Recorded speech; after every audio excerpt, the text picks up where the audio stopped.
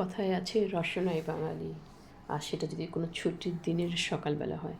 প্রত্যেকদিন রুটি তরকারি খেতে তো আমাদের আর ভালো লাগছে না, তাই আজ চিন্তা করলাম একটু ছাতু নিয়ে তাতে একটু আচার, কাঁচা লঙ্কা, পেঁয়াজ ইত্যাদি দিয়ে একটা সুন্দর নুন মিষ্টির পুর তৈরি করলাম, যেটা আপনারা সবাই জানেন।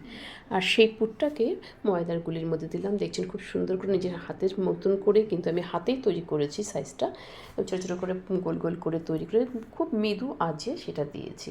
তখন কিন্তু কোনো তেল টেল ইউজ করা হয়নি। এরকমভাবে এপাশ ওপাশ করে ভালো করে করেছে। তারপর লাস্টে একটু তেল দিয়ে তাকে আরেকটু কড়া করে সুন্দর করে ভেতর থেকে যখন জিনিসটা তৈরি হয়েছে আস্তে আস্তে দেখতে পাচ্ছেন, এইভাবে এপাশ ওপাশ করে তৈরি করে নিয়েছি। এবং শেষে দেখুন এরকম একটা মুখরোচক খাবার আমার সামনে উপস্থিত হয়েছে। আমার বাড়ির তো সবাই খুব খুশি। ছোলার ডাল, আচার, আলুর তরকারি আর হচ্ছে ছাতুর পরোটা, জমজমাট ব্রেকফাস্ট। আশা করি আপনাদেরও ভালো লাগবে। ভালো থাকবেন। সবার শেষে করে খেয়ে পরে বাঁচুন, সুস্থ থাকুন, ঈশ্বরের নাম করুন। নমস্কার, সংহিতা।